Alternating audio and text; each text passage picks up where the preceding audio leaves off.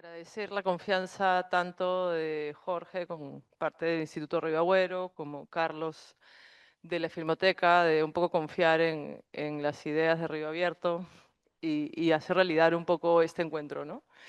Y poder llevarlo a cabo. Eso ante todo, y un poco también contarles de manera general. En realidad lo único que quería hablar era un poco el nombre del encuentro. ¿Por qué archivos fílmicos amazónicos, no? Y sobre todo, ¿por qué fílmicos? Porque en realidad esa palabra está un poco de contrabando. Teníamos esta discusión con Carlos, con Jorge, de bueno, pero que no puede ser imágenes en movimiento, es una cosa demasiado amplia, ¿no? O un poco difícil de plantear. Y en realidad el encuentro no se trata de archivos fílmicos en sí mismos, ¿no? Sino de algo más amplio. De hablar un poco de la imagen en movimiento, que incluye diferentes materiales que no son solo lo fílmico y no solo el cine, ¿no? De reflexionar sobre la imagen como formas de representación y de ver de la Amazonía también, y cómo la Amazonía es normalmente representada en nuestro imaginario, y cuáles son las imágenes que no se cuentan, ¿no? Que no vemos, que no se revelan tanto en la historia de la Amazonía como en la actualidad. Entonces, un poco eso ha sido la motivación, mostrar nuevas representaciones, nuevas imágenes en esa línea. Y bueno, era un poco la acotación que quería decirles. Eso. Y bueno, los dejo con Carlos.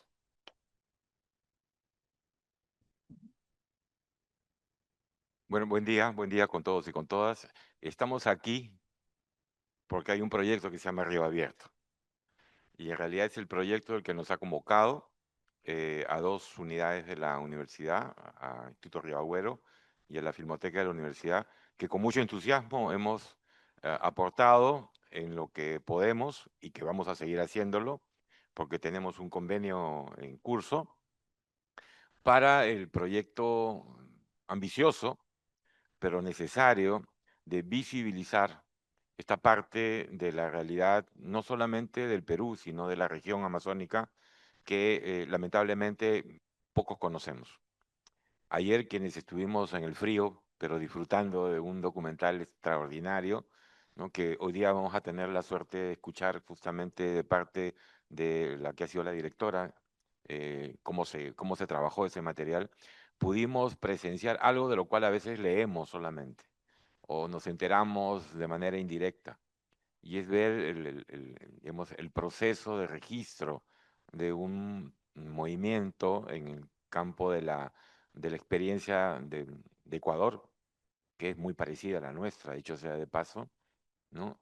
Que nos ha permitido presenciar y asistir a las luchas cotidianas por la defensa de ese espacio amazónico que se considera como que está ahí, que no hay nadie y que hay que ocuparlo. Entonces, lo que vamos a ver en estos próximos días van a ser distintas lecturas, desde el documental y la ficción, desde distintas expresiones que las imágenes en movimiento, como bien señalaba Verónica, nos permiten ser también parte de ese proceso. La maravilla de los archivos cuando se rescatan y son posibles de difundirse y de verse es que a pesar de que los procesos ya han concluido, han terminado, nos hacen partícipes, nos hacen actores también de ese proceso. Y es lo que pretendemos con este proyecto, apoyándolo, visibilizar una realidad que es profundamente ajena a nuestra cotidianidad. Entonces, creo que vamos a tener dos jornadas espectaculares, ¿no? Hoy y mañana, y los invitamos a continuar, digamos, acompañándonos en esta aventura. Muchas gracias. Gracias. Bueno, también presentar creo que a Jorge Elocio, que es parte de toda esta sociedad de alguna forma, si es que se anima a dar algunas palabras. Gracias. Bueno, agradecer también, agradecer a Verónica, a Carlos por todo su esfuerzo, todas sus ganas de llevar esto adelante, que no es fácil.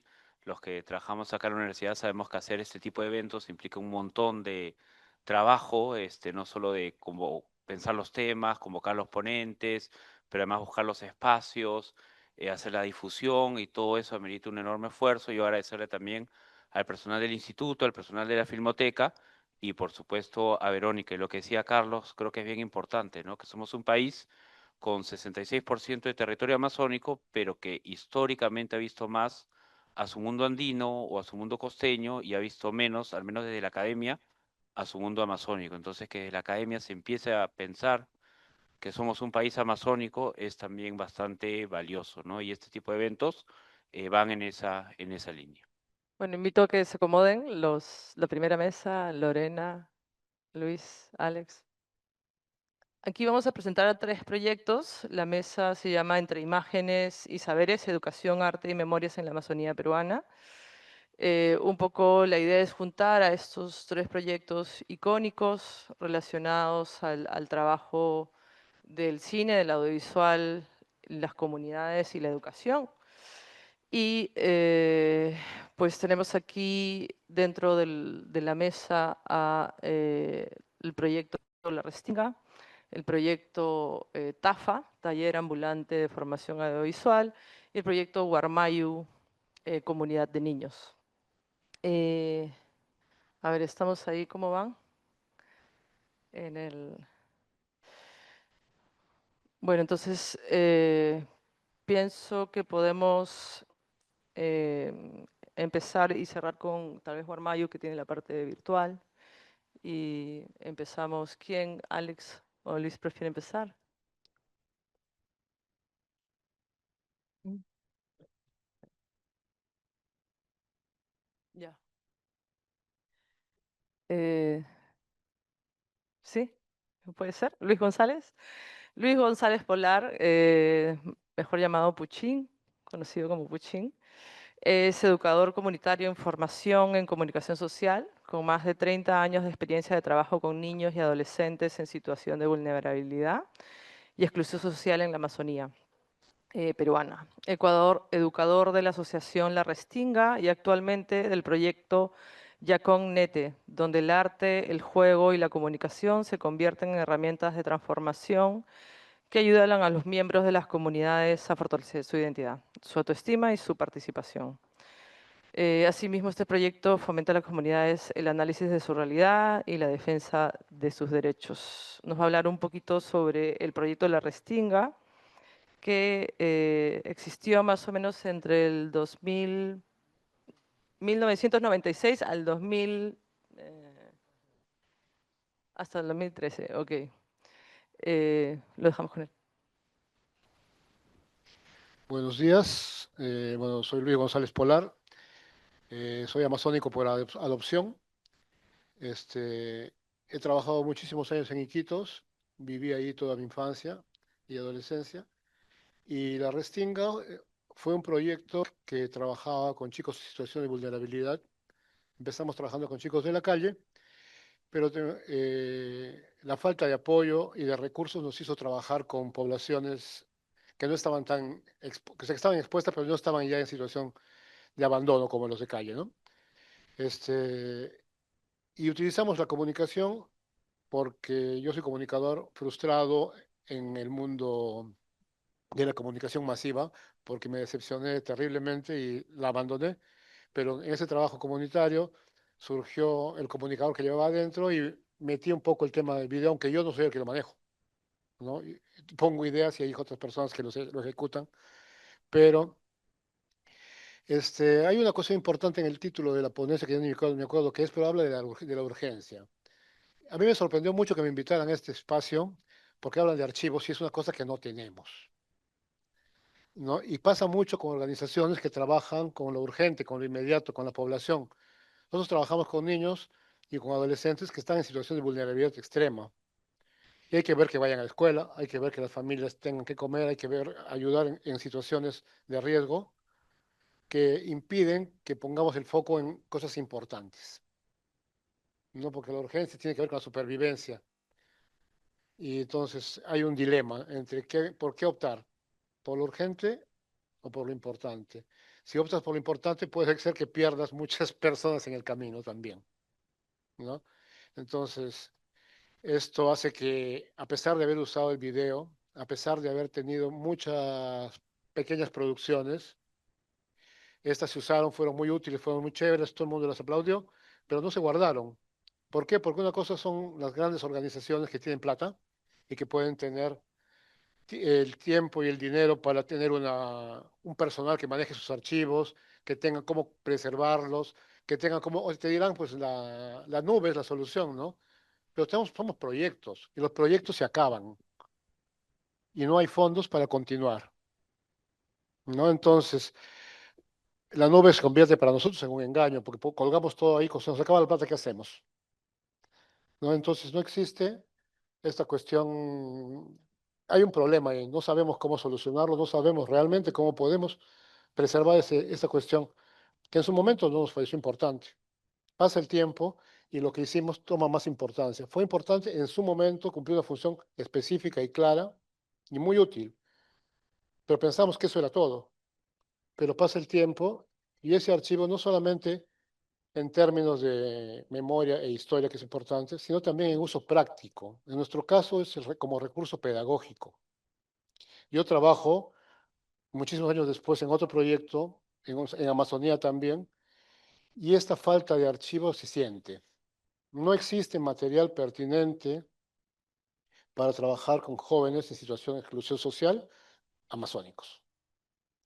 Todo el material audiovisual que existe tiene una perspectiva de adulto, de gente desde fuera que hace cosas sobre los indiecitos, sobre los pobres de la selva, y no se escucha sus voces, ¿no? Entonces, yo extraño muchísimo ese material que hicimos y siento que hubiera sido importante preservarlo. El tema está incómodo. De repente ustedes pueden darme algunas ideas porque nosotros no las tenemos. Entonces, yo quería leerles porque si no yo me voy por las ramas normalmente. Entonces quiero leerles lo que he escrito sobre el trabajo que hemos hecho y seguramente comentaré algunas cosas a pie de página alrededor de lo que digo, ¿no? Cuando los proyectos trabajamos temas educativos, sociales, preventivos con poblaciones en situaciones de riesgo, el énfasis está puesto en la población, sus necesidades, en conseguir los objetivos planteados por el proyecto y el trabajo apunta a que estos grupos se fortalezcan y desarrollen capacidades que les permitan vivir de manera digna, segura y obtengan las oportunidades que como seres humanos merecen tener. En la Restinga, en principio utilizamos el arte y el video como herramientas que nos permitían reforzar, profundizar y compartir con otros nuestros procesos, aprendizajes e ideas. Y es en ese sentido que este material tiene importancia en el proyecto. Me estoy refiriendo al proyecto de desarrollo tal cual lo presentamos, es financiado y lo implementamos.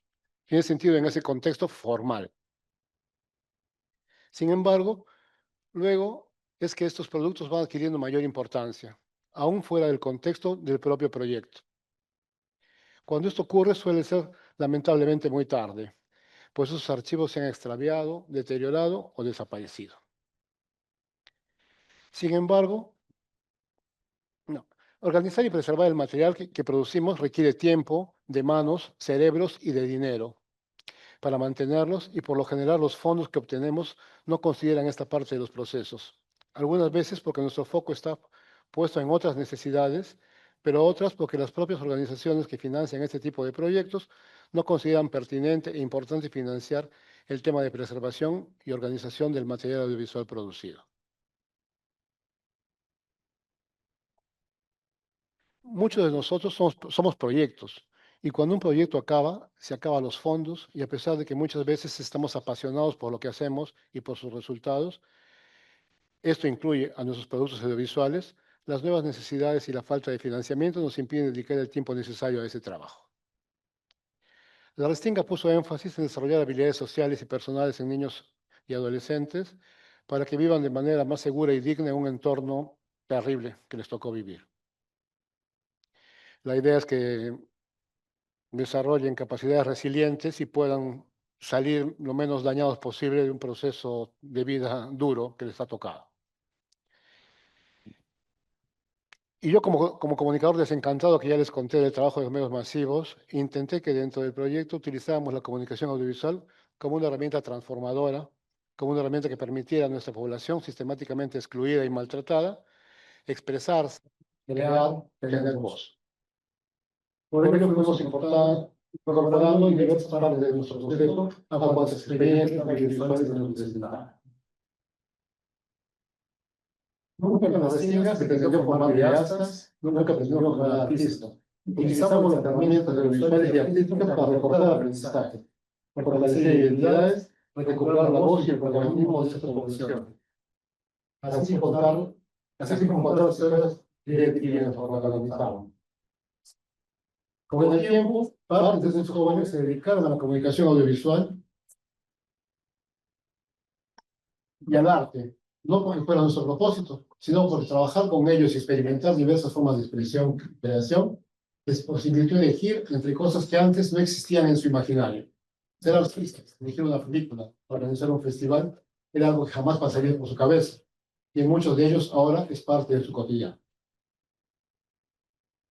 Dentro del trabajo con adolescentes del proyecto El Aula Móvil de la Restinga, durante 2 años consecutivos, por periodo de 6 meses cada uno, se produjo el programa semanal Somos Ahora. Es un programa tipo revista en el que se abordaban los temas que trabajamos en los módulos en la Restinga, pero dirigidos a la población adolescente en general, en formato audiovisual, por señal abierta. El programa contaba con la coordinación de un adulto, parte del equipo de la Restinga, Leoncio Ramírez, y un equipo de adolescentes a cargo de guionizar, producir, grabar, editar el programa. Este equipo estuvo conformado por Keilita Silvano, Luis Chung y Julio Guerrero, y por más de una docena de adolescentes que fueron rotando en las diferentes secciones del programa durante esos 2 años. Pero lamentablemente no existen vestigios de ese programa. Tenemos como 3 o 4 programas salvados solamente de un sinnúmero que se hicieron durante esos 2 años. Hablar de Somos Ahora es súper importante porque los chicos fueron construyéndose como comunicadores, ¿no?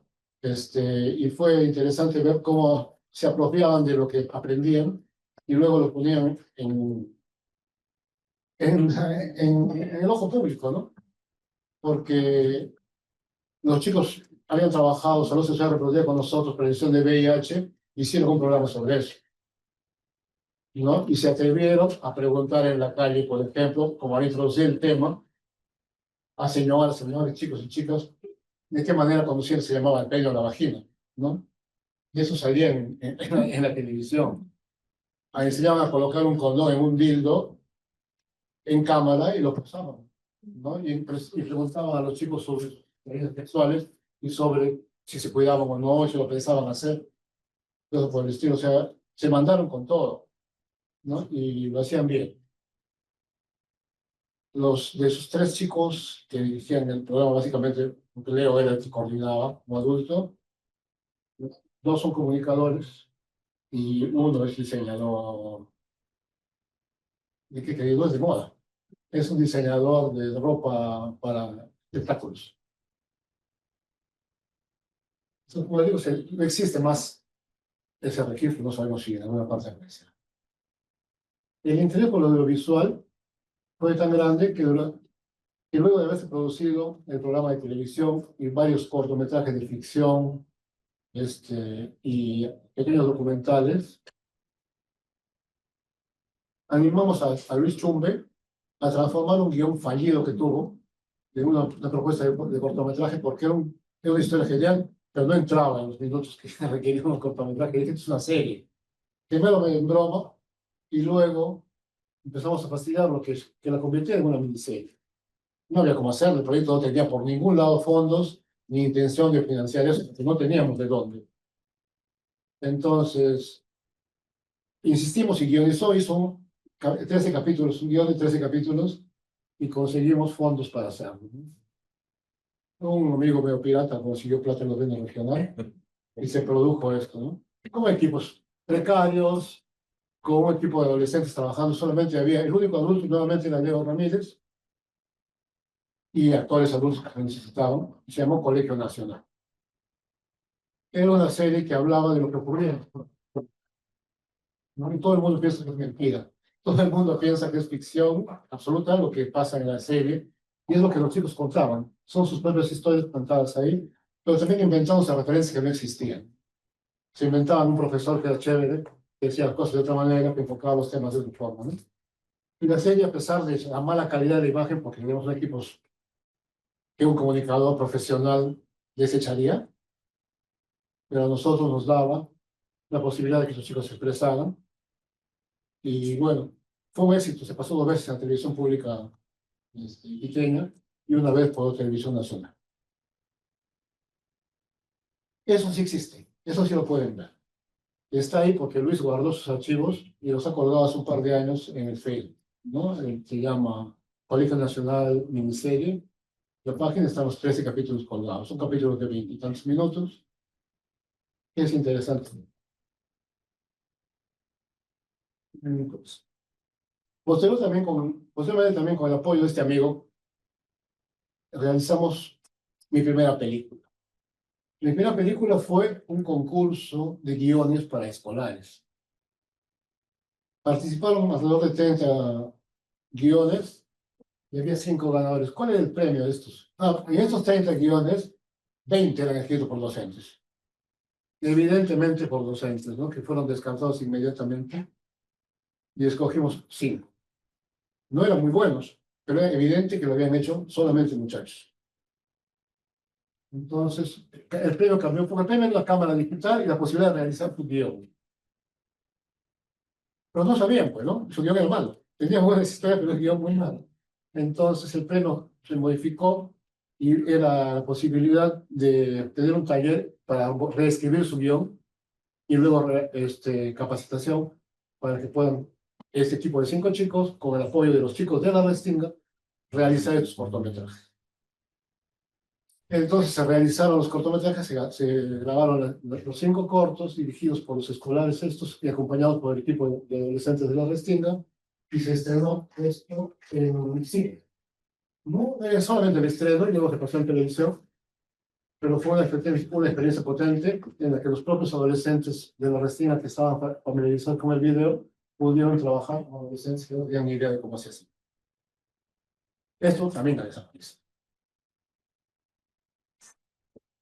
Ahí tenemos datos de que puede existir, se puede recuperar, pero todavía las 2 personas que podrían tener esa información no tienen tiempo de conseguirla. Hay unos discos duros archivados y guardados que están por ahí. Ojalá que se pueda recuperar, porque es un material que también yo añoro en mi trabajo ahora, porque trabajo problemáticas amazónicas de jóvenes y adolescentes y niños que permitirían abordar los temas que hacemos en el proyecto actual de manera más dinámica y más pertinente. Insisto, la pertinencia del material es importante y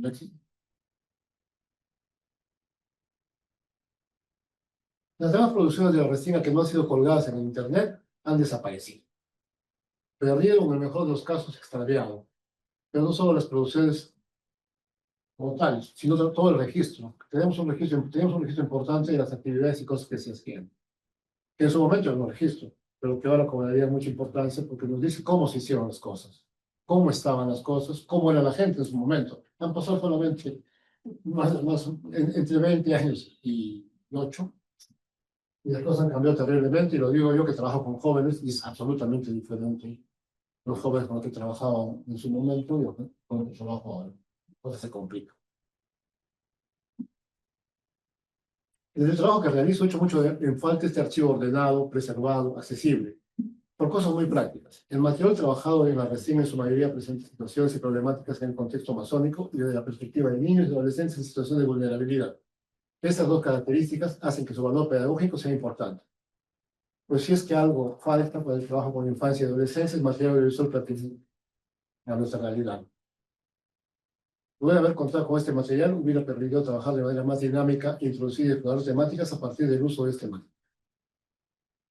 En este momento, esa falta de archivos accesibles nos genera la necesidad de introducir en nuestros proyectos una línea que posibilite la sistematización y la preservación de estos registros, que si bien es cierto en el caso de los proyectos en los que trabajamos, nos permitiría contar con material adecuado para el trabajo,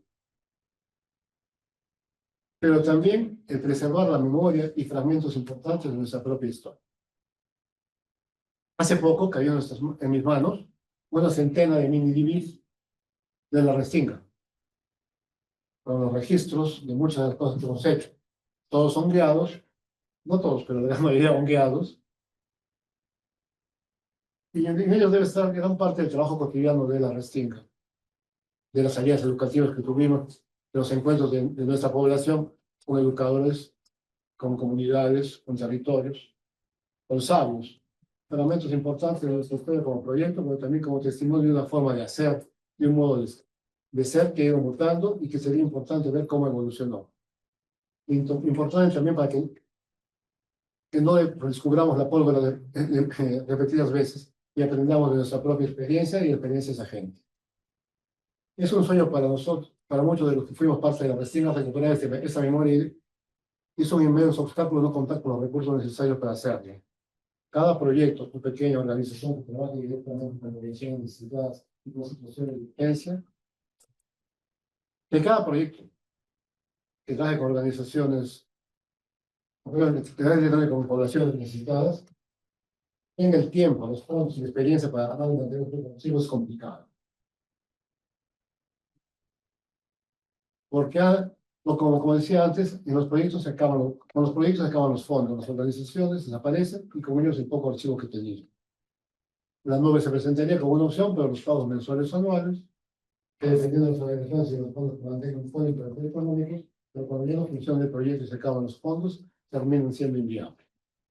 Lo digo desde donde me encuentro y de donde trabajo. Nosotros nos gustaría archivar, ahora sabemos que lo necesitamos, gustaría poder hacerlo, pero materialmente es imposible. Yo debí tener un PowerPoint, pero lo urgente me gana. No he tenido tiempo, he tenido más de un mes para hacerlo y no he tenido realmente tiempo porque surgen cosas. Embarazo de niña de 13 años, fuga de un muchacho de 14 años con otra chica de 16, mil cosas que pasan en los procesos que trabajamos y que hay que atender, ayudar a las madres, a las familias a solucionar sus problemas. Entonces el video en ese momento se convierte en frívolo, a pesar de lo útil y potente que sea. Ante estas situaciones, nos quedamos sin. Tendríamos que tener un fondo específico para poder registrar, poder guardar y poder hacer. Y no sé si de alguna forma, si surgen ideas de caso, sería genial poder tener un archivo conjunto que pueda ser utilizado por todos y que puedas poner con confianza tus cosas para que lo dispongas tú y lo disponga todo el mundo que trabaja en eso. Bueno, ahora quería presentar a Alex Muñoz, que es parte del proyecto TAFA, el taller audiovisual, ambulante de formación audiovisual. Él es productor graduado de la SEICTB de Cuba y director de TAFA ya desde el inicio. Es el proyecto que un poco él ha generado y creado. Ahí un poco él define TAFA como un programa que empodera a las personas a través del cine, la radio y la animación. Forma parte del equipo del dibujo animado Abuela Grillo, muy famoso hecho en Bolivia, ¿no? Todos recordarán ese corto. Y también hizo otras producciones también y otro tipo de formatos también, ¿no? Que ha innovado mucho en diferentes formatos. Dirigió el doblaje de lengua machine del largo animado El libro de Lila. También hizo una radiopelícula en la zona norte de Perú, de la selva peruana. Y realiza esos talleres a lo largo de Perú, Bolivia, Colombia. No solo sus trabajos tienen una incidencia en el territorio peruano, sino también en todo el territorio latinoamericano. Ha hecho varios proyectos en diferentes países, ¿no? Y claro, la animación es mucho el centro del trabajo que hace. La animación desde el quehacer comunitario, ¿no? Eso es un poco lo que quería mencionar y... Buenos días, muchas gracias a la organización por invitarnos. La verdad que son espacios que, como dice aquí Diego Chin, no solemos, porque estamos trabajando todo el tiempo en el territorio, ¿no? En los territorios indígenas, campesinos, con comunidades vulnerables. Y sí, todos estos dolores son muy fuertes, los que padece la Amazonía particularmente en este tiempo, por eso también creo que esto siempre nosotros dedicamos unos segundos a todas esas personas que en el territorio están desapareciendo, por justamente defender el territorio indígena amazónico, particularmente que en este momento, pues la minería ilegal, la tala ilegal, el tráfico de órganos, el narcotráfico y todo lo que nosotros oímos por noticias, pues suena muy lejano, ¿no? Suena muy lejano. Nosotros ya nos afectan y ya nos amenazan también, ¿no? Con nuestro trabajo, porque el trabajo tiene que ver con justamente revitalizar la cultura, cuidar el bosque, preservar el agua, y los mismos amazónicos pues talan y ya están metidos con la minería, entonces ya no quieren que a sus hijos les enseñemos este tipo de cuidados, de educación, entonces cada vez se vuelve más riesgoso estar trabajando en comunidades indígenas amazónicas, de comunidades lejanas, estamos hablando, ¿no?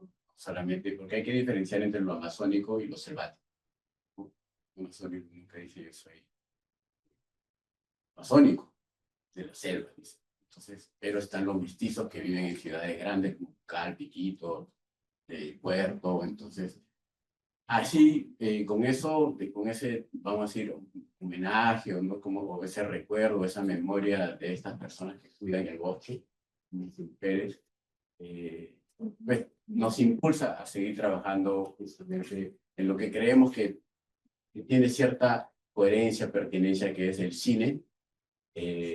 Un cine que le llamamos medicine, justamente porque es un cine que intenta, pues, sanar algunas heridas, ¿no? Alimentar el espíritu de una manera quizás más positiva. Nosotros escuchamos por las noticias todo lo malo de la Amazonía y nosotros lo que tratamos es de reforzar la riqueza del mundo amazónico, ¿no? Con su cosmovisión, sus prácticas, sus cuidados y sobre todo muchos guiados por el mundo vegetal amazónico, que es lo que más representa a su población, a su cultura, a su identidad, ¿no? A ver si podemos avanzar la diapositiva.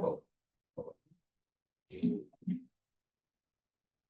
El taller ambulante de formación audiovisual nace en Bolivia en el año 2004. Para esto ya habíamos nosotros trabajado en la selva con temas que tienen que ver con el narcotráfico. Vamos a decir que el colectivo lo conforman un grupo de cineastas, la mayoría graduados de la Escuela de Cine de Cuba, que nos vamos a hacer un documental a Bolivia y cambia nuestras vidas, porque en ese proceso, pues, el movimiento cocalero, el cine, vamos a decir, apoyó mucho a ese movimiento y incluso hicimos una estrategia de comunicación de campaña política para lo que en ese momento era el movimiento del Evo Morales, y entonces estábamos muy como ligados a la participación política, sin ser parte de, sabíamos que era importante. Siempre ha sido acompañar los procesos. El cine o los medios audiovisuales son el medio, no son el fin, no son el medio que permite que fluya la información, la comunicación, pues, las denuncias. Entonces, en ese sentido, recorremos siempre a los 4 elementos. TAFA, con el tiempo nos hemos dado cuenta que no solamente significa taller ambulante de formación audiovisual, sino también tierra, agua, fuego y aire. Y justamente el fuego es uno de los factores más importantes para volver a juntarnos a contar historias, ¿no? Siempre ha sido esa su función, además de calentarnos, preparar la comida, pero siempre en las comunidades indígenas, cuando quieres conversar, uno se reúne al lado del fogón, cocina, y ahí surgen las historias, ¿no? Y lo que nosotros hacemos es contar principalmente las historias foto a foto, cuadro a cuadro. Y eso tiene, pues, un significado especial. ¿Por qué? Porque no contamos con equipos. Nosotros hemos trabajado mucho tiempo autogestivamente vendiendo polos, gorras, haciendo llaveros, haciendo rifas, kermés, desfiles de modas amazónicos, así como que esa ha sido la forma en que nosotros hemos salido a explorar el lenguaje audiovisual al encuentro con las lenguas amazónicas o indígenas o de los primeros pueblos. Entonces, este encuentro es muy interesante. Podemos seguir. Gracias, Julio. Pues sí, alrededor del fuego se han contado muchas historias. Seguimos, por favor. Y ahí está lo que es Medicine, TAFA, ¿no? Películas animadas que son medicina para el espíritu de quien lo hace, ¿no? De quien está marginado, de quien está excluido, de quien tiene una educación educativa sin equidad, sin pertinencia, que lo ha mencionado muy bien aquí nuestro gran amigo Uchín, de quien nos hemos guiado y con quienes hemos trabajado también con los jóvenes, que hemos visto su capacidad transformadora de verdad en términos de hackeo, en términos audiovisuales, en términos de manejar la tecnología, pero son chicos que han salido de barrios y de condiciones de calle muy severas. Entonces podemos comprobar de que con que uno cambie, ya nos sentimos satisfechos, ¿no? Ya nos sentimos muy satisfechas de poder decir se logró algo, porque ese uno es el que genera la ola y la expansión. Bueno, entonces, eso es más o menos lo que quiere decir medicina, TAFA, y tiene que ver con medicinas, con plantas sagradas. Saben que el bosque amazónico pues es nuestra gran farmacia, tiene plantas maestras, enseñantes, enteógenas, que ahorita el mundo entero empieza a mirar a esas plantas y aquí ya no las usamos, ¿no? La ayahuasca, el toé, el tabaco, el piripiri, la chihuahuaco, y en fin, por ahí para allá es infinito el conocimiento que esas plantas transmiten a los seres humanos. Por eso lo importante de revitalizar la cultura y las lenguas en particular, ¿no? Seguimos, por favor.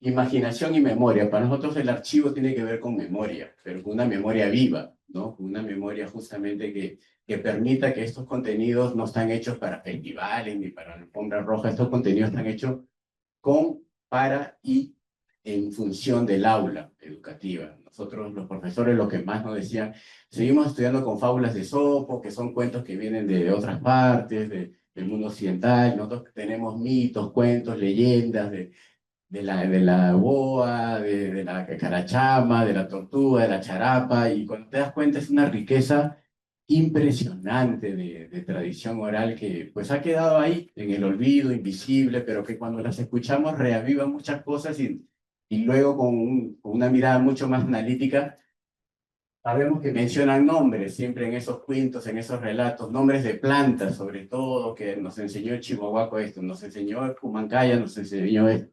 Y en fin, ahí es cuando decimos casi que todo el relato siempre está apoyado por conocimientos que transmiten las plantas maestras en la Amazonía, ¿no? Continuamos, por favor.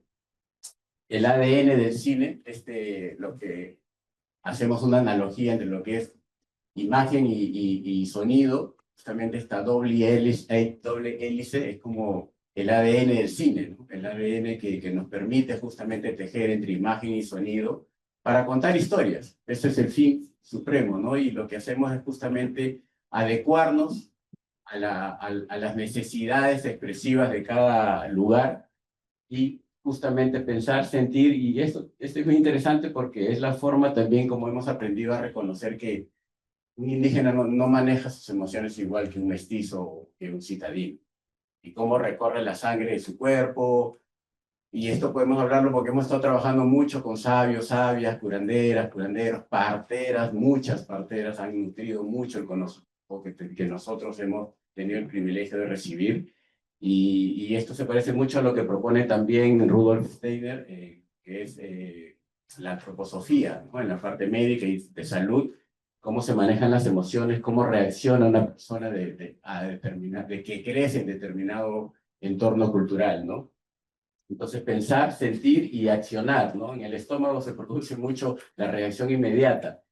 Y pues esto en equilibrio nos permite contar historias, ¿no? Que transforman justamente también. Estamos siempre en el proceso de transformar de buena manera, ¿no? Como que haciendo memoria, pero haciendo adaptación, porque no nos podemos quedar. La cultura, ustedes bien lo saben, no es estática, es dinámica, todo el mundo todo el tiempo se transforma. La Amazonía se transforma de una manera acelerada en estos tiempos y para mal, ¿no? Porque pues se está contaminando el bosque, derrames de petróleo y todo eso que pareciera que es Amazonía, ese bosque que es como el paraíso prohibido, comienza a ser como más apocalíptica la situación, ¿no? Es grave, la verdad. Pasamos, por favor. Pues ahí está, memoria y adaptación, pasado, pasando por el presente y el futuro, cómo nos adaptamos a esto y cómo hacemos que esto de verdad marque un camino educativo, pedagógico, ¿no? Nosotros escuchamos mucho desde las experiencias de otras generaciones la alfabetización audiovisual, ¿no? Que atrae un peso evangelizador. Nosotros le llamamos, preferimos llamarle lectoescritura audiovisual.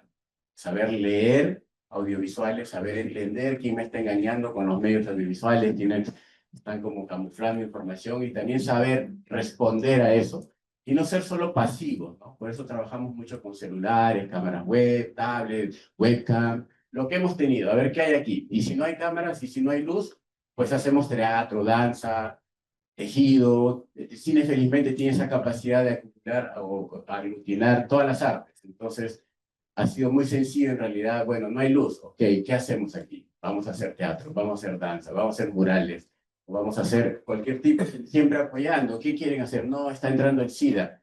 Vamos a hacer una campaña de SIDA en lengua Wahoo. Vamos a hacer una campaña de salud materna en Chipibo, Huayánica o Machiguenga. Estamos muy comprometidos con el tema lingüístico. Y no sé por qué, pero hemos llegado como a encontrar una pequeña beta que le tenemos mucha fe, que es justamente el stop motion para contar las historias o reescribir la historia foto a foto. Podemos pasar, ahí están con los celulares, ¿no? ¿A quiénes? Un público, siempre madres. Las madres son las más atentas en las comunidades. Aunque no tengan tiempo, siempre aparecen 2, 3 que están ahí sentadas recibiendo nuestros talleres. Y si al final son las que más aportan también con su conocimiento, niños, jóvenes, adultos, artistas, comunicadores, indígenas, de radio sobre todo. De ahí surge justamente el proyecto que mencionaba Verónica, que es uno de los proyectos que nosotros creo que más ha servido, que ha sido Etsanantu, Pasión en la Amazonía, una radioserie hecha en idioma wahoo, de 24 capítulos, de 15 minutos cada una, que fue hecha para el pueblo wahoo después, durante el baguazo, ¿no? O después del baguazo, todo el mundo corría a hacer documentales sobre el baguazo y nunca esos documentales se vieron en las comunidades indígenas wahoo, o se vieron una vez. Y luego pues, sigue la vida, ¿no? Mientras que más de 800 hombres habían fugado al Ecuador, a Colombia, para protegerse porque había una persecución, porque todos eran sindicados de culpables de lo que había sucedido con esta tragedia social, ¿no? Que marca un hito en la historia moderna del Perú y la Amazonía, ¿no? El baguazo es muy duro. Yo estuve viviendo 4 años en Bagua, acompañé el proceso del juicio, y pues eso fue terrible, en realidad. Es una vergüenza. Y estos documentales siempre remarcan también la parte trágica, horrible, también como que hacen énfasis en eso, y nosotros queríamos hacer esta radioserie para que se escuchen las comunidades en su propio idioma sobre la riqueza del pueblo. Revertir esa situación de que eran caníbales, salvajes, el perro en los pelanos, el TLC, todo lo que iba alrededor, que ustedes saben muy bien. Esta radionovela más bien hasta ahora se sigue escuchando en las radios y en las comunidades indígenas. Aguajún, Guampis y Shuar, porque comparten el mismo tronco lingüístico, ¿no? Los productos normalmente son cortometrajes en animación en stop motion en formato de oraciones animadas. No vamos a hacer largometrajes ni nada de eso. Sabemos muy bien las condiciones en las que trabajamos, y lo que tratamos es justamente de que la lengua primaria se encuentre con el lenguaje cinematográfico. Y lo que nos permite el stop motion es sistematizar investigar, sistematizar información y dibujar o mover azuritas, como se dicen algunos, que las pintamos de colores para que queden muy bonitas, pero contar bien la historia, ¿no? Eso que a veces nos cuesta audiovisualmente, porque cuando filmamos un documental grabamos horas, y luego llegas a la edición y estás así, ¿qué pongo, qué no pongo? Esto está más bonito. No, en el dibujo animado tienes que mover cuadro a cuadro, pero sabiendo que la historia tiene que contarse en 24 segundos, 24 frames por segundo. Entonces eso nos permite también justamente economizar, pero también hacer pensar. Como antes se filmaba en cine, ¿se acuerdan? ¿No? Que se tenía que revelar en laboratorios, tenías que pensarla muy bien la película para no gastar rollo, porque luego esos rollos al laboratorio y era carísimo. Entonces esto nos invita de nuevo a pensar en fotogramas, y hacemos la analogía ahí. Hemos aprendido también de otras experiencias de que una foto puede asemejar una letra, varias fotos una palabra, varias más palabras, una oración, y ahí viene justamente lo que más producimos, son oraciones animadas. la técnica stop motion, corte y recorte de papel, plastilina, o como siempre nos dicen ahí ustedes, basuritas. Y sí, pues, en realidad cuando le decimos a los chicos, vamos a ir a utilizar lo mínimo posible de pintura, de crayolas, de esto, vamos a usar el bosque. Y se sienten felices porque ya que conocen su bosque de una manera impresionante. Saben sus materiales, cuáles son más resistentes, cuáles no se van a servir, se dan cuenta rápidamente qué estamos buscando, y eso es muy bonito porque ellos se reconocen y se autovaloran como sabios y sabias, desde niños y niñas, ¿no? Eso nos permite, como le decíamos, poder fantasear con la posibilidad de revitalizar lenguas, aunque algunas solamente despedirlas de la mejor manera. Estamos trabajando en comunidades como las Cachuiro, donde hay un hablante de la lengua, tiene 75 años. Estamos trabajando con el pueblo Iquitos, donde hay 4 hablantes de la lengua. ¿Qué se puede hacer en ese caso? Filmar, grabar y tener archivos y todo eso, pero ya no se va a poder revitalizar. Las comunidades indígenas están abandonadas, solamente hay gente mayor, los jóvenes todos terminan el cole y saben que tienen que emigrar a la ciudad de Iquitos, de las ciudades, a enfrentar la vida, que es más salvaje que su propio bosque, que su propia selva, ¿no? Expuestos a lo que comenta justamente, sí, a todas estas barbaridades. Nosotros también hemos hecho encuentros de cine y traemos niñas y niños de comunidades y luego decían, no queremos volver a nuestra comunidad. ¿Y por qué? Tienes que volver, tienes 11 años, no, no quiero volver, no quiero volver, no quiero ir. Hasta que una niña dice, que no quiero volver porque mi tío me abusa. Y esas cosas nos enteramos todo el tiempo, ¿no? La foto de la Amazonía es muy bonita, pero estar ahí es muy duro, la verdad. Es muy triste, muy lamentable, y lo único que tenemos que hacer es apretar el corazón y decir, todavía hay una esperanza, hay una salida, y si el cine sirve para algo, pues que sirva para algo, ¿no? Como decimos, nosotros estamos muy alejados de la alfombra roja, de los festivales, de los premios, de las menciones. Nosotros estamos trabajando lo que nos toca hacer con este lenguaje, con esta herramienta tan poderosa que es el medio audiovisual. ¿Seguimos? Y bueno, ese es el taller ambulante de formación audiovisual. Trabajamos sonido, imagen, teatro, difusión de la cultura, muchos temas de concursos a nivel de los propios juegos que tienen en las comunidades, ¿no? Y pues yo hubiese querido, no sé si me puede enganchar, tengo pues bastantes de las animaciones que hacemos, o les puedo pasar los links, pero quería comentarles que en este momento estamos justamente trabajando en algo que ya, de verdad que ya habíamos perdido la esperanza, ¿no? Ya habíamos bajado los brazos en que, ¿qué hacemos con todo esto material? ¿Qué hacemos con esto de stop motion, ¿no? En comunidades indígenas, ¿no? Todo el mundo nos decía, ustedes están perdiendo el tiempo. A veces hasta escuchamos groserías como que, ¿para qué le dan herramientas tan poderosas a esos indios? Hemos tenido que escuchar de todo, en realidad, en este camino, pero sabemos que la riqueza es el futuro del planeta. Este gran bioma es el futuro del planeta. Entonces, seguimos apostando, y miren que 2 cosas en las que estamos trabajando hace muchos años, que tienen que ver directamente con las parteras tradicionales indígenas. Este año, a principios de año, la UNESCO declaró el conocimiento tradicional de las parteras de valor universal.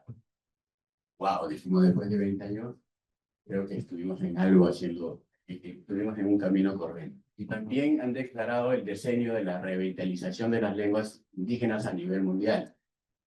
También dijimos, wow, parece que de algo ha valido y nos están invitando a trabajar. Entonces, como que valió, vamos a decir, la alegría transitar este tiempo para llegar a este momento donde el mundo académico, el mundo científico, se da cuenta que ha llegado a un borde de un abismo donde sus preguntas las tienen, la mayoría de ellas, el conocimiento indígena de las comunidades de los primeros pueblos. Eso es. Muchas gracias.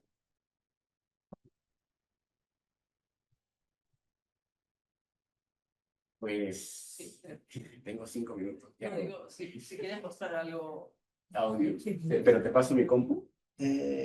Pásame.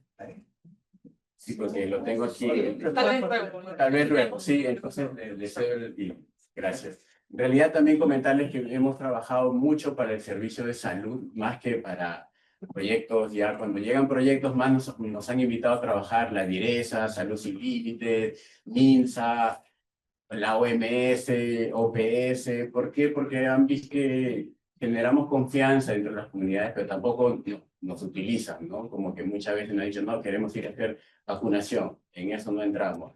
Queremos ir a hacer pruebas de test de SIDA, ahí sí entramos. Vamos a decir que en las comunidades ofrecemos cierta garantía de que en ambos lados nadie se perjudique, y por eso creo que también nos quieren y nos invitan a las comunidades. Y como decía Vero, también en Colombia hay una parte del taller ambulante, y muchos de los integrantes son colombianos, brasileños, bolivianos, peruanos. En Bolivia hemos hecho un trabajo bastante fuerte desde el sistema de la reforma educativa, ¿no?, que se dio en el año 2010, y hicimos un programa piloto a nivel nacional donde yo fui el coordinador nacional, y fue justamente para llevar el audiovisual al aula. Entonces, como ven, esa es nuestra trayectoria, ese es nuestro camino. Como les decía, en Colombia hemos hecho un dibujo animado, el piloto de una serie animada que es Senguy, que es Adoración al Sol, que es en lengua nasa, y que ya se está haciendo la serie porque hicimos el piloto, y eso lo pueden encontrar en Retina Latina. Ya les voy a pasar los datos para que puedan visualizar. Y estamos pronto de estrenar un cortometraje que se llama Mamacoca, que justamente también indica uno de los reclamos del mundo amazónico, que la coca, todo el mundo piensa que es una es una planta andina, una planta que crece en el bosque amazónico milenariamente. Entonces, estamos a punto de sacar ese cortometraje, y ya les iremos contando nuevas primicias, noticias, que justamente va a la mano con lo que va a significar en marzo el fallo de las Naciones Unidas y de la OMS para ver si la despenalizan a la hoja de coca de la lista número 1 de estupefacientes nocivos para la humanidad. Es un error histórico que lleva más de 64 años de penalizada la hoja de coca, y es un absurdo total. Es como si vamos a penalizar la uva y el vino. Y se penalizó la hoja y se penalizó la cocaína. Y la hoja, pues lo que tiene guardado para nosotros, que bastantes misterios, y sobre todo nutrición y medicina. Ahí lo dejamos. Gracias. Gracias, Alex. Sí. Bueno, vamos por lo siguiente. Aquí, bueno, va a empezar Lorena. Son 3 personas las que van a hablar de este proyecto Guarmayu Comunidad de Niños. Vamos a tener a Lorena, que está conmigo. Ella es, bueno, educadora en arte e interculturalidad de la ONG Guarmayu, ha trabajado aquí, y actualmente también, bueno, comunicadora social, documentalista, ¿no? Y actualmente trabaja junto a Verónica Cela en ese programa llamado Cine en la Escuela de Literatura, donde trabaja mucho este material, integrando el trabajo con escuelas y MUGOS, ¿no? También nos va a acompañar de manera virtual Helder Solari. Espero por la cartilla, ahí ha habido un error de impresión. Él es educador intercultural e investigador en temas amazónicos y de cultura viva comunitaria. Imagino muchos conocerán este movimiento en Latinoamérica tan importante, y miembro también de Guarmayu, formador de un poco del laboratorio de Buen Vivir, y ha producido varios cortometrajes como Urucaria, Sacharruna y Pewa Baquevo, que es un poco lo que se va a presentar ahora. Y también nos va a acompañar Mariska Van Dalven. ¿Está bien? Dalsen, perdón. Ella es la directora, ¿no? Sí. Van rotando. Vamos rotando. Ya. De Guarmayu también. Ella también es gestora intercultural y educadora, trabaja mucho el tema de terapia del arte, ¿no? Fundadora también de Guarmayu, y ha dirigido este laboratorio de Buen Vivir, donde ha coordinado los procesos de creación de estos 3 cortometrajes que vamos a ver hoy. Y bueno, ha participado en diferentes espacios de cine comunitario, en Ecuador, en México, ¿no? Actualmente vive y trabaja en Asia, en la India. Ok. Junto con, yo creo, La Restinga, Itafa, Guarmayu, los tres son, me parece, proyectos muy icónicos. Y un poco, bueno, te dejo con Lorena para... Gracias, verlo de icónico, ¿no? Decíamos históricos, pero icónicos. Eso ya es más. Bueno, buenos días. Gracias por el espacio. Primero quería agradecer que nos hayan juntado con Alex y con Puchín, porque desde Guarmayo, acá está Rocío Corcuera, que también es fundadora de Guarmayo. Ya son 25 años que hemos transitado por diferentes partes del Perú. Nosotros trabajamos principalmente con la escuela pública, en diferentes territorios del Perú. Y bueno, nos hemos cruzado en el camino muchas veces, así que es muy bonito estar aquí. Bueno, primero quisiera reconocer y agradecer a Río Abierto por Archivo Abierto, por la invitación, pero también por pensar en los archivos vinculados a la educación, en las producciones audiovisuales que se vinculan a la educación popular y comunitaria. Sabemos que dentro de la preservación audiovisual existen jerarquías, y la principal es el fílmico de ficción, ¿no? Y que además tiene que ver con la industria del cine, ¿no? Con la industria audiovisual.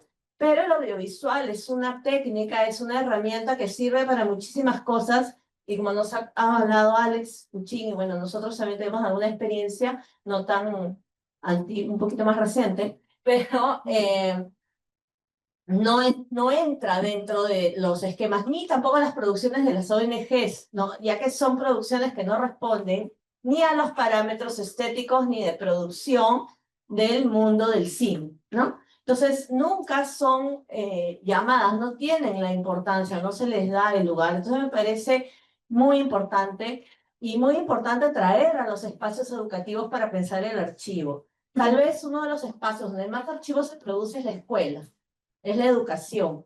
E infelizmente, para cosas malas, muchas, y para cosas buenas también, la escuela está en todas partes.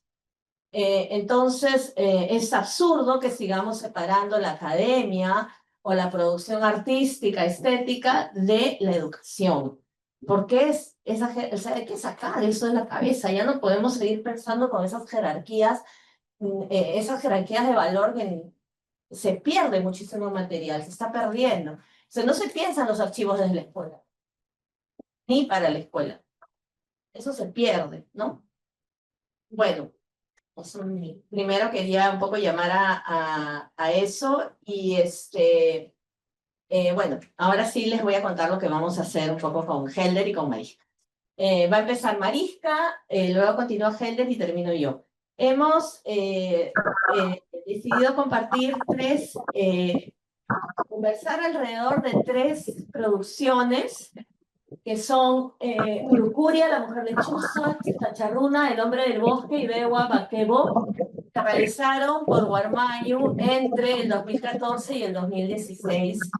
Y Mariska y Helder van a hablar del proceso de educación comunitaria, de audiovisual comunitario, que envuelve estos tres trabajos.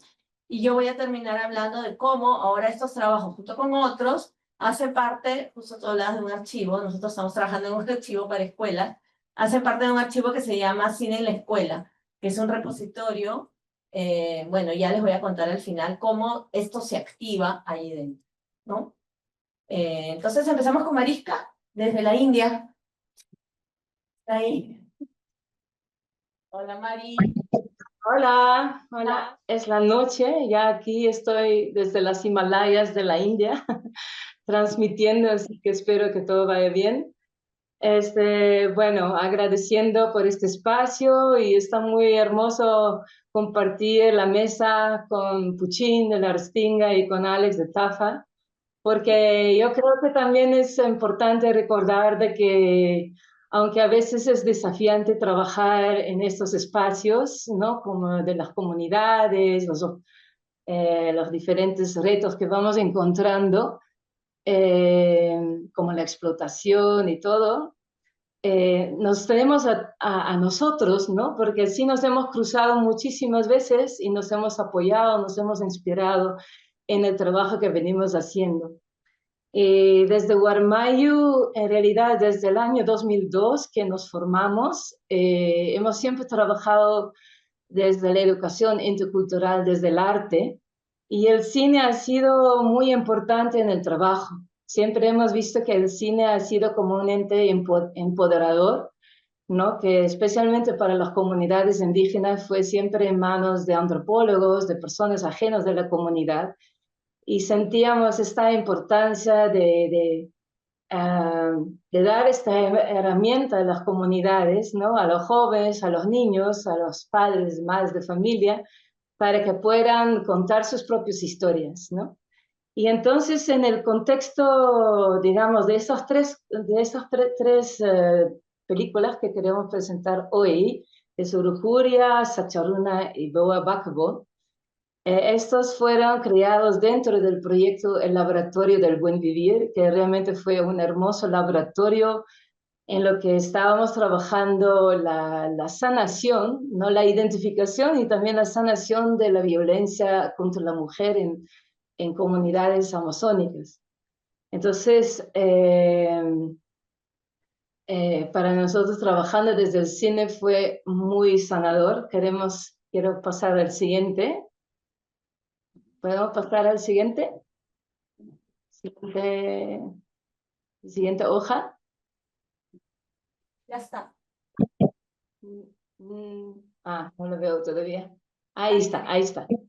Entonces, Urukuria le llamaría el proceso de cine para sanar, ¿no? No, el anterior, Urukuria. Sí, está. El anterior. Eso, ya. Yo estaba pensando en títulos, ¿no? Como le llamaría como cine para transformar y cine y para sanar. Fue una animación stop motion que creamos junto con TAFA. Fue un proceso muy intenso en el espacio de Forma Viap. Juntamos a un grupo de jóvenes muy apasionados que nunca habían trabajado desde el cine en esta época y no desde la animación. Y en este caso, la animación nos ayudó mucho a contar, a transformar una historia de memoria herida en digamos, en una conciencia, ¿no? Para expandir, ¿no? Y partemos ahí desde las leyendas, desde una leyenda de Urukuria, que fue una lechuza, una mujer que se transformó en una lechuza después de un aborto, que fue expulsado de la comunidad. Eso fue una historia bastante dura, pero las jóvenes, especialmente las mujeres, se identificaron mucho con su historia, entonces empezaron a compartir sus propias historias en este círculo que vemos ahí en la foto. Y para los jóvenes hombres fue la primera vez que escucharon estas historias. Entonces, desde las mujeres mismas, ¿no? Entonces pudieron sentir la compasión también, ¿no? Y dialogar sobre qué significa eso para una mujer ser abandonado, tener un embarazo no deseado, ser expulsada de la comunidad porque has hecho un aborto. Entonces, fue un proceso muy importante, más allá de la creación. Entonces, cuando ya empezamos con la creación de la animación, y eso es lo poderoso de la animación de stop motion, que con tus propias manos, ¿no? Con tu propia creatividad, tu imaginario indígena, vas recreando la historia. Entonces, en el fin que uno mismo desea también, ¿no? Entonces, este mismo hecho que estás empoderado de poder transformar tu propia historia es algo muy importante, ¿no? Y fue algo muy importante de este proceso de Urukuria. A ver, a la siguiente. El otro es Sacharuna, la siguiente hoja. Ya está con delay. Ajá, el siguiente. Mari, espera un poquito. Está con un poquito de delay. Ya está esa charruna. Ya, ok, ya le veo, ya. Sacharuna fue un proceso muy distinto, ya que esto salió en realidad desde una conversación que yo mismo tuve con Roland. Él es un estudiante, o fue un estudiante de Forma Viap que participó en Urucuria, que es un gran dibujante, y su nombre fue Sacharuna, y me explicó por qué se llama Sacharuna, porque había sido nacido en el corazón de la selva. Y el gran sueño de él fue volver al origen, ¿no? Volver al lugar donde él había nacido, que fue un lugar de mucho poder, donde los animales, como dicen la colpa, donde los animales comen, no tomen agua, y es donde todos los animales dejan su espíritu. Entonces, cuando él nació, se empoderó de estos espíritus de los animales. Entonces fue su gran sueño de volver y decíamos, ya, hay que hacerlo un documental y una animación. Así que nos juntamos un equipo hermoso con Luis Chumbe, que él ha sido justo uno de los estudiantes, uno de los jóvenes con que trabajó Puchín. Gracias a ese gran trabajo que hizo Puchín en la Restinga, nosotros tuvimos esta oportunidad de trabajar con Luis, un gran ser humano y un gran filmador también. Entonces, Yemo en sonido y Natalia Power, ella es una educadora comunitaria también desde el arte, y con este equipo nos fuimos. Roland él mismo fue el que dirigió, digamos, toda la historia, el guión, y también el trabajo con los niños, ¿no? La animación fue creada con los niños, con los jóvenes de la comunidad, la música con los músicos de la comunidad, con el curandero de la comunidad, todos estaban involucrados. Estuvimos 2 semanas en la comunidad inmersos en sus fiestas, pero lo más importante fue volver al lugar de origen, ¿no? Con Roland. Y eso fue una gran emoción para su familia. Y yo siento como aquí el cine vuelve a ser algo tan poderoso de fortalecer la raíz, ¿no? De fortalecer los orígenes, de contar su historia. Y fue su padre que contó la historia. Como hombre, contar toda la historia, cómo su mujer fue dando luz en medio de la selva, y con toda la cosmovisión, con toda la magia de enterrar su cordón umbilical en el árbol que vemos ahí en la foto, y que sus padres lloraron y decían, ¿no? Cuando él muere, mi hijo no me pertenece. Mi hijo cuando muere, aquí va a retornar su alma. Entonces, estos procesos nos vamos educando también a nosotros, ¿no? No es que, los vamos a educar a ustedes, no, es todo un educar, es un conjunto de educación, ¿no? Tal vez nosotros compartimos las herramientas, pero ellos comparten toda su sabiduría, todo su conocimiento, y gracias al cine lo podemos expandir. Y yo ahora que estoy caminando por el mundo asiático, he compartido muchísimo estos videos que han ayudado a otros pueblos acá en la India también, o en Tailandia, o en Egipto, a las personas viendo que, esto también nosotros podríamos hacer, podemos contar nuestras propias historias, y desde la educación, ¿no? A ver, el siguiente. Y el siguiente son 3 videos de música que hemos creado con la escuela, con Han Ruiz. A ver si podemos ver. Ya. Son videos de música que creamos con Han Ruiz, que también fue un proceso distinto, porque esto fue desde la escuela primaria. Y nosotros capacitamos al profesor para que él haga proyectos de aprendizaje e investigación con los niños. Y como él es curandero, ayahuasquero, escogió de recopilar cantos sagrados, cantos antiguos del Shipibo con los niños, ¿no? Fueran averiguando con sus abuelos, con sus abuelas, con los curanderos de la comunidad. y a la vez también los niños fueron averiguando sobre qué significa el buen vivir en la comunidad y qué significa para ellos el buen vivir. Entonces, ahí le llamo cine para alzar la voz, no solamente para cantar, ellos en realidad cantaron sus mensajes para la comunidad, para sus familias, que desean ellos recibir, ¿no? La sabiduría que quisieran aprender de sus abuelos. Entonces, en este caso, el video especialmente fue como una lección para la comunidad, fue un mensaje, una forma de transmitir un mensaje directamente de los niños a sus padres, a toda la comunidad.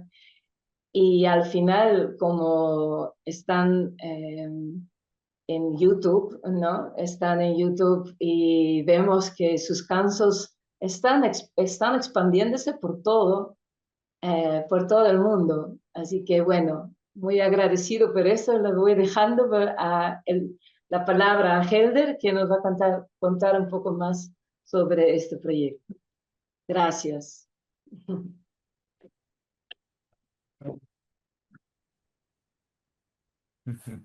Buenísimo. Buenos días. Bueno, yo continuaré la presentación con la siguiente diapositiva, por favor.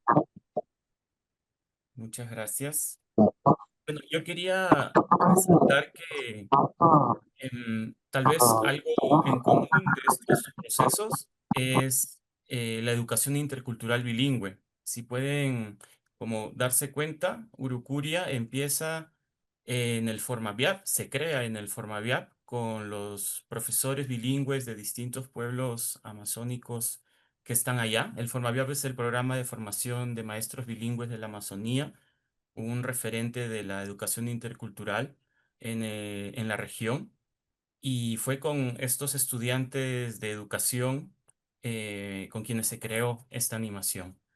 Y en el caso de Sacharuna es la historia de Rolling, Coquinche, Quichua, y como contó Marisca, pues el estar en Urucuria lo motivó a querer contar su historia de nacimiento, su vínculo con el bosque, su gratitud con sus padres y su identidad. Entonces, él se hizo un hombre fuerte, un sinchirruna, y se hizo maestro bilingüe. Y Bewa Bakebo, que es el proyecto del profesor bilingüe Jander Ruiz, Shipibo, trayendo al presente los cantos de protección tradicionales que son tan poderosos en la cultura Shipibo, en el pueblo Shipibo. Entonces ahí veía ese hilo común vinculado a la educación intercultural bilingüe, que ha sido un espacio que nos ha abierto las puertas a Guarmayu y con el cual hemos aprendido y hemos crecido un montón. Y bueno, hablando de interculturalidad, que creo que es también uno de nuestros pilares, tiene que ver con el diálogo. En este caso, yo quería rescatar en Urucuria el diálogo estético en esta mezcla de materiales orgánicos y sintéticos o tradicionales de las artes, cómo el territorio, mediante sus semillas, sus hojas, sus texturas, sus raíces, estaba presente y también los pinceles y los acrílicos que pudieron dialogar y tener un producto en conjunto, un diálogo de narrativas, en el caso del stop motion, el foto a foto, el plano a plano, la precisión que nos da y el diálogo con la narrativa de la tradición oral, del perspectivismo, del cambiar, del transformarse en seres del bosque. Eso lo voy a hablar un poquito más después. Y el diálogo de memorias también, ¿no? Porque en el caso de Urucuria habían ahí memorias de pérdidas, memorias difíciles que viven las mujeres, del abandono, del juzgamiento social, del chisme. También memorias por el lado de Sacharruna del nacimiento en el bosque y memorias ancestrales de cantos de protección en el caso del videoclip con Bewa Bakebo. En el caso de la transformación, que me parece algo muy importante a destacar a nivel narrativo y cómo uno aprende en este proceso comunitario, ¿no? Donde el guión no está preestablecido, sino se va creando paso a paso. Hay una de las primeras escenas en Urucuria, donde en una sola escena hay una transformación de una flor en una mariposa, de un hombre en un sajino y de otro hombre en un árbol. Y esto es como unas metamorfosis que hacían preámbulo del encuentro de la mujer, de la protagonista con el Yakuruna, otro ser que cambia, que es como el vínculo entre el mundo del agua, del río y el mundo de nosotros. Y todo eso va anunciando de alguna manera la transformación final de esta mujer en Urucuria, donde ella que sufrió se convierte en cuidadora porque ha conocido en carne propia el dolor de sus hermanas. Y esta versión animada me lleva mucho a los que investigan la mitología amazónica, el llamado perspectivismo amazónico, que habla de un tiempo antiguo donde todos éramos humanos hasta que ciertas situaciones, acontecimientos, decisiones hicieron que ciertos humanos se vuelvan animales, otros plantas, otros espíritus, ambivalentes, ni buenos ni malos. Y creo que esto es uno de los mensajes que nos ofrece la Amazonía y su gente, con una de las cosas que yo me quedo más, que es un relacionamiento y una visión del bosque como un espacio habitado por parientes, ¿no? Donde humanos y no humanos se comunican mediante sueños, y por ello también no es casual que Urucuria empiece con un sueño. La siguiente diapositiva, por favor. Bueno, aquí quería destacar un poquito más el trabajo en esta comunidad del Alto Ucayali, en Utucuro, la labor del profesor Hunter Ruiz con sus estudiantes en cuanto a esto que es como el audiovisual prefílmico, ¿no? Él ha investigado, bueno, gracias a su tradición, a su iniciativa y a sus capacidades excelentes de canto y de danza, em, este lenguaje audiovisual, ¿no? Porque es el registro de sus cantos, Mashá y Bewa, que se siguen creando y actualizando. Y creo que aquí está la sonoridad del canto shipibo y su danza, con un movimiento integrado de los cuerpos de los chicos. Y en una parte también del videoclip se ve las manos llenas de huito, teñidas por el huito, ¿no? De una mujer que está tejiendo, enseñándole a su niña cómo es el tejido shipibo, que también me parece una forma de archivar, ¿no? Esta simbología tan rica que tienen, famosa, patrimonio cultural, el quené, que uno de los soportes que tiene es el cuerpo, y es el huito utilizado en momentos especiales que impregna de esta simbología visual, de esta memoria visual, los cuerpos de los shipibos hasta el presente. Entonces, quería destacar esto, ¿no? Como que el, el canto y la sonoridad y el movimiento de los cuerpos como la parte visual que dialoga, en este caso, con los videoclips que se hicieron en Utucuro. Para terminar mi parte, quería rescatar quiénes están haciendo hoy en día, porque como decía Mariska, estos tres cortos se han hecho entre el 2014 y el 2016, y hoy en día las cosas han cambiado. Felizmente hay espacios como la Escuela de Cine Amazónico de Pucallpa, que ya hace 11 años, ahí la labor de Fernando Valdivia, Catiquío, Carlos Marín, que es un referente de formación de audiovisuales, de producción de cortos y de mediometrajes y de difusión, además de fomentar la organización de los audiovisuales en el ACAPE, la Asociación de Audiovisuales Peruanos.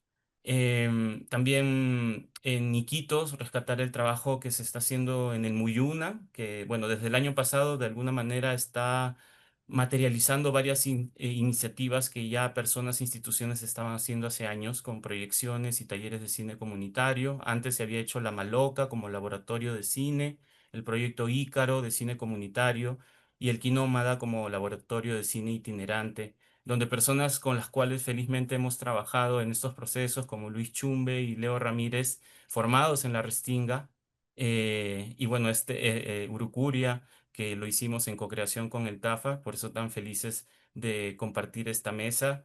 Y bueno, ahora le paso a Lorena la parte del trabajo educativo en la Casa de la Literatura. Gracias, acá, ¿no? Gracias, Mari y Helder. Bueno, un poco, ¿qué pasa? Estos videos ya tienen más de 10 años, estos audiovisuales y otros más que tienen mucho más tiempo. ¿Qué significan? Pensando desde la Casa de la Literatura donde trabajo, junto con y pertenece al Ministerio de Educación, por si acaso.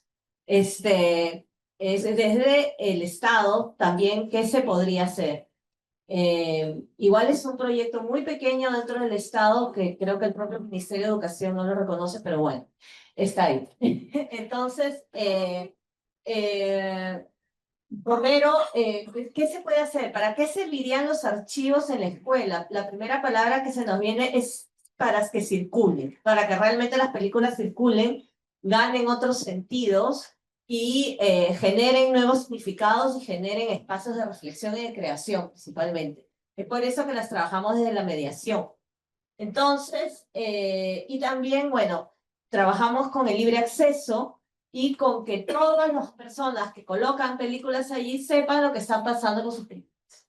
Y principalmente están dirigidas a la escuela, sea pública, sea privada, y hacemos trabajos permanentes con los maestros también, para empezar a usar el cine como un recurso educativo, ¿no? Entonces, y bueno, nos interesa también que el cine peruano plural tenga un lugar real en la escuela. Sabemos que el cine, en general, el audiovisual, no es, dentro de nuestra producción cultural histórica, no tiene un lugar, que tiene un lugar muy pobre. Podríamos hablar en Perú, siempre se habla de la comida, ¿no? O se hablan de los sitios arqueológicos cuando se piensa en el Perú. Pero ni siquiera la música tiene tanta fuerza. Nuestra producción cultural, tal vez la literatura tiene mucho más fuerza en el ámbito educativo. Y el cine es débil, honestamente es débil. Y bueno, la idea es que generar personas que se interesen por otras imágenes ancladas en nuestra realidad, y cómo eso, que pueden ser imágenes de hace 10 años, de hace 20 años, reverberan hoy en día. Y también nuestro interés es que al ser curso online regrese a los lugares de estas películas hechas. De alguna manera ver la posibilidad de que regresen, al estar reunidas, de que regresen. Bueno, aquí estas 3 películas de Bormaño, esto es un ejemplo porque hay más, son 70 películas que tenemos en cortometraje solamente. Bueno, y hablando de cine, el cortometraje tiene un lugar pues ya inexistente, ¿no? Pero cortometraje. ¿Por qué? Porque la clase dura 45 minutos, no puedes ver un largo. Es corto, ¿no? Entonces, también proponemos curadurías dentro de esto y hemos identificado estas películas, hemos colocado en 3. Las repetimos en 3: Visiones de la Amazonía, Miradas hacia la infancia y la escuela, porque en Veo que es un trabajo con un profesor, es un proyecto educativo de un profesor y es la escuela, así es una escuela Chipivo, o así era la escuela Chipivo en ese momento. Entonces, ¿qué significa para un niño una escuela en otro lugar de Perú ver a la escuela Chipivo? ¿No? Es otra cosa, ¿no? Para un maestro, ¿no? Y las adaptaciones de la literatura, por ejemplo, Lujuria es literatura oral, ¿no? Entonces también empezar a romper las jerarquías en relación a la literatura. Y la siguiente, bueno, este es el trabajo de mediación que proponemos, son fichas, en donde damos un contexto de la película, estas cosas que mirar tiene que ver con aquello de particular que tienen las películas, preguntas de mediación y los links, ¿no? Claro, y algunas actividades complementarias. Esta película la hemos trabajado en la escuela y es muy bonito porque luego han creado cantos de protección desde Lima, por ejemplo. Sí, muy bonito, ¿no? ¿De qué se está protegiendo también, ¿no? Es muy, muy bonito, se trabaja, bueno, el afecto en la escuela es algo que atraviesa la escuela y no podemos olvidar eso, ¿no? Y se mueven las emociones, las historias personales, los afectos, eso hace la escuela. Y estas películas mediadas pueden ayudarte a ingresar en ese terreno. Y el último, solo para cerrar, bueno, terminamos mostrando 2 imágenes como para...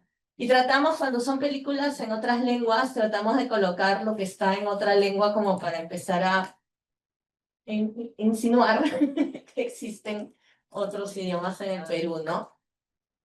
Y bueno, entonces es traer la idea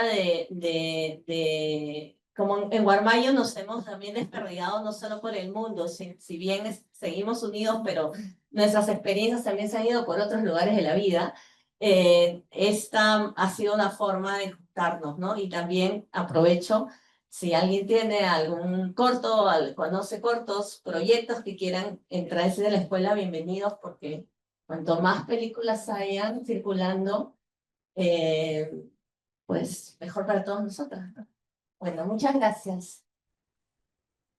No, unas preguntas, entonces desde el público tenemos, bueno, todavía un tiempo para hacer las preguntas y bueno, ir viendo, no hay nadie con preguntas.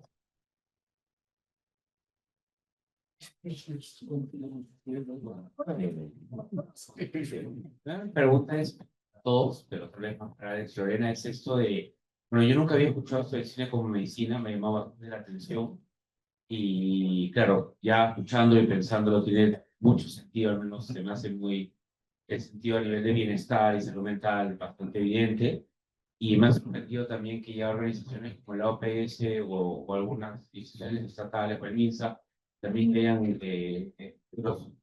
estén aprovechando, estén trabajando con ustedes para ver temas de salud.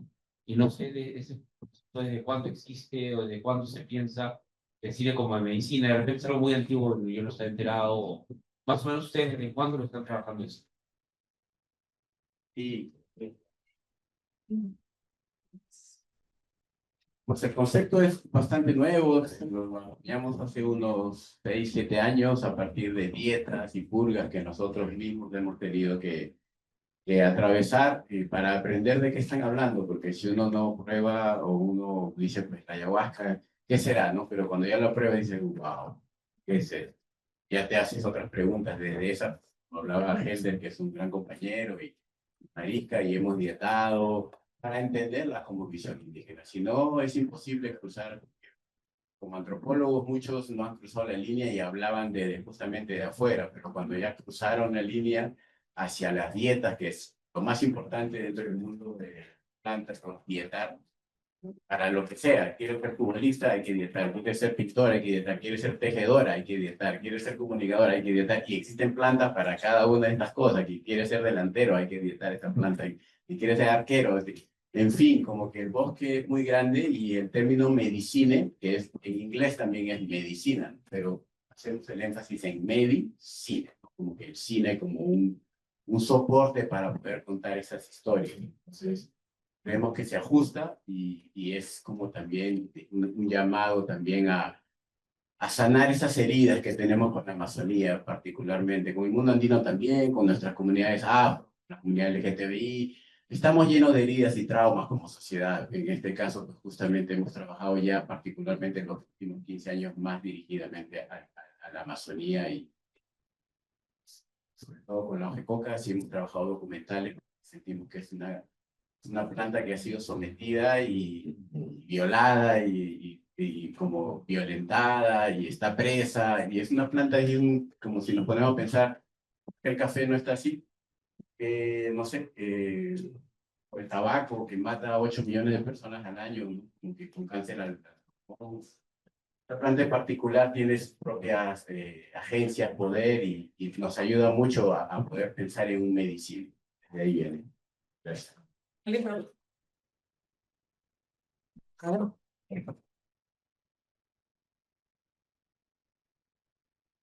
Quisiera compartir una reflexión desde los archivos, de la extraordinaria experiencia que nos han transmitido esta mañana. Y me pongo a pensar en dos situaciones, ¿no? Una, la que tiene que ver con que no se está registrando, no se está guardando, no se está conservando, no se está preservando. La digitalización no es la panacea, no va a morir. el hecho que esté en el YouTube no nos garantiza nada.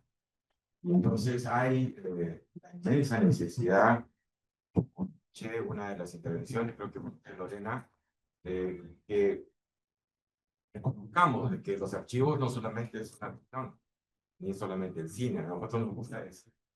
Los archivos cinematográficos y audiovisuales. Estamos hablando de la ficción, de los noticieros, de los registros domésticos, de lo que hacen actores como ustedes, del cine de escuela, y ese es la amplitud de criterio que desde la academia me parece es lo mínimo que tenemos que ampliar esa visión y no concebir solamente los repositorios archivísticos como el espacio donde vamos a ver la última película de Anne, ¿no? Yo pienso que esa es una extraordinaria revolución que al menos desde la biblioteca estamos impulsando y que debería ampliarse, ¿no? Lamentablemente el país no tiene una cinemateca pública, somos uno de los dos países de la región que carece de una cinemateca pública y este es un reclamo que tienen que escucharse. ¿Tiene más preguntas? Sí, bueno, yo tengo un par de preguntas, tal vez, bueno, una de contrabando y otra.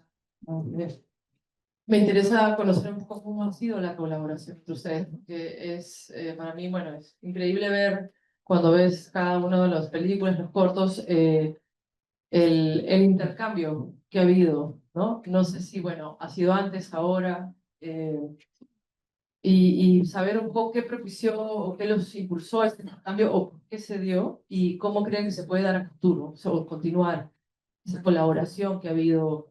O sea, hay varios ejemplos, ¿no? Lucho Umbe como formador, Leo Ramírez, Natalia Power, cómo han ido todos ellos colaborando en todos, en Guarmayu, Taja también, toda esa colaboración, ¿qué creen ustedes como que la ha generado, cómo la ha impulsado y cómo lo ven a futuro?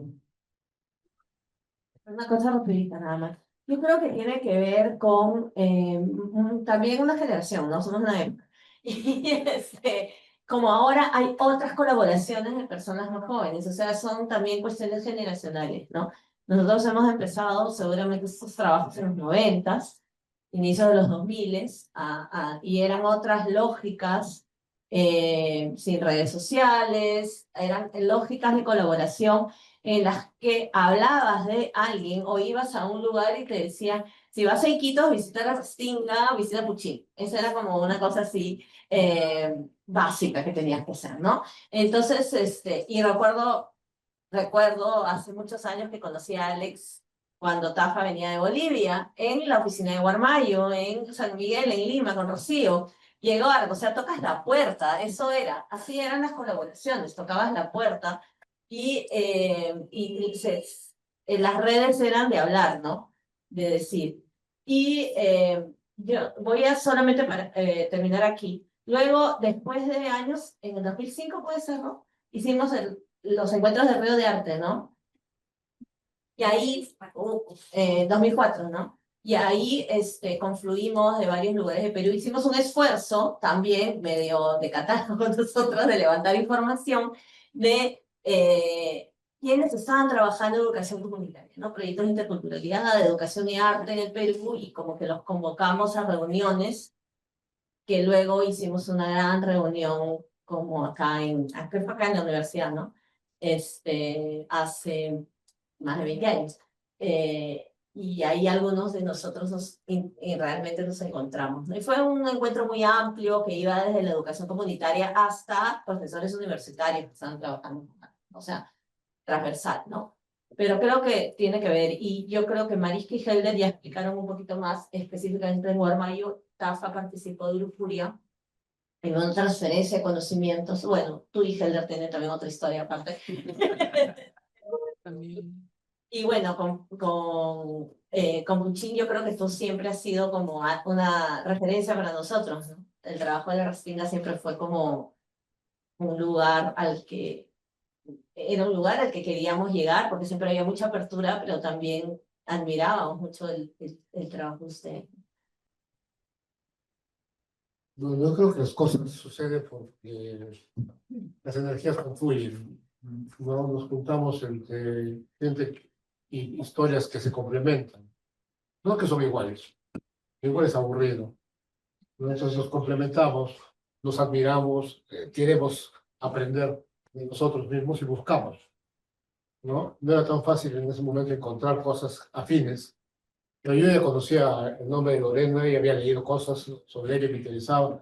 Antes de conocerlos en físico nos habíamos escrito, ¿no? Porque había cosas en común que queríamos saber. Con Alex nos hemos conocido por CBC, ¿no?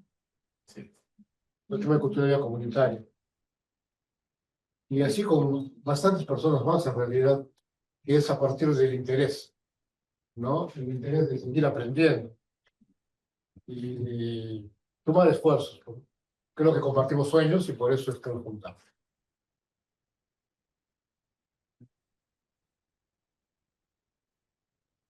Y por su vivencia, que tampoco es mucha gente que esté trabajando en la Amazonía tan comprometidamente, con tantos años, con tanta pasión, con tanto amor, devolver eso que la selva nos ha dado, que ha sido conocimiento, ¿no? Sobre todo. Yo creo que por eso nos juntamos y nos preferimos. Yo he vivido en Bolivia muchos años, he vivido más de 10 años y allá empezó el cine comunitario desde nuestro colectivo, el Taller Ambulante. Y tiene ese carácter ambulatorio, pues se dicen, oye, ustedes estaban aquí, sí, pero ya no fui, ya estamos en otro lado. Y así ha sido. No hemos hecho un trabajo sostenido como lo hace Guarmayo, lo hace también Pechín, el colectivo Jacomete, que hace un trabajo territorial fuerte, ¿no? En barrios, en temas severos, ¿no? Entonces, en ese lado, ya la vida está tan dura que nosotros hemos tratado, sí, en momentos comerciales como el Baguaz o conflictos sociales hemos estado presentes, formando a comunicadores también que nos han pedido ayuda para el control social con medios audiovisuales y todo eso, pero la verdad es que con Guarmayo es una relación muy directa. El primer taller que, vamos a decir, nosotros hicimos es aquí en Cantagallo, hicimos un dibujito animado que se llama el Choyachaki, muy rápido, en 3, 4 días, y ahí conocimos a Guarmayo y nos enamoramos de lo que hacen justamente desde ese trabajo tan bonito, tan prolijo, tan serio desde el aula, con un diseño espectacular para que funcionen en la primaria, en la secundaria. La Restinga es un referente, ¿no? Como que tú buscas trabajos así de periféricos y se encuentran rápidamente, y yo dije, cuando vaya a Perú quiero conocer quiénes están trabajando ahí. Y así, como dice Puchín, hay un grupo que está silenciosamente haciendo un trabajo en comunidades, autogestivamente, no son sostenibles efectivamente, se va el proyecto, se acaba la plata, se cae el proyecto y ya no vuelve hasta que de nuevo. Esos son como el río por el cual nosotros navegamos. Esperamos en algún momento llegar a un puerto donde digan esto funcionó y se va a implementar en el sistema educativo, ¿no? Con pertinencia en comunidades indígenas, que es lo que más falta.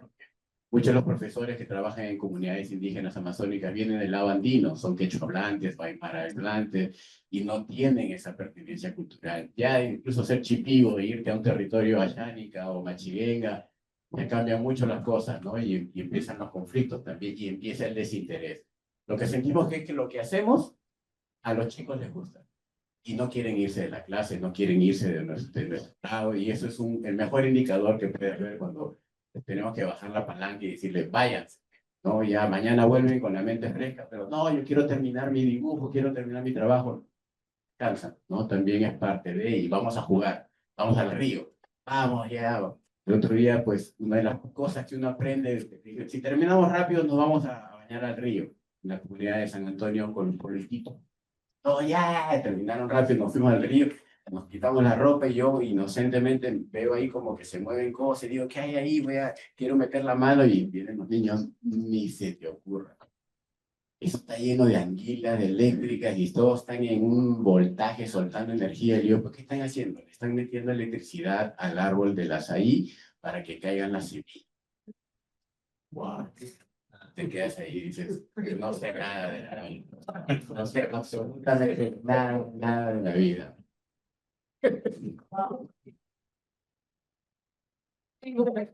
Ya solo cerrar mencionando, bueno, ¿por qué empezar con una mesa como esta en un encuentro de archivos? ¿Por qué plantear un tema que tal vez puede ser como, bueno, Lorena creo que ya hizo una buena introducción a esto y lo planteó bien, me parece, en la jerarquía del cine, dónde está este tipo de producción y cómo se localiza. Porque creo que principalmente estamos hablando de la Amazonía y estamos hablando desde Perú.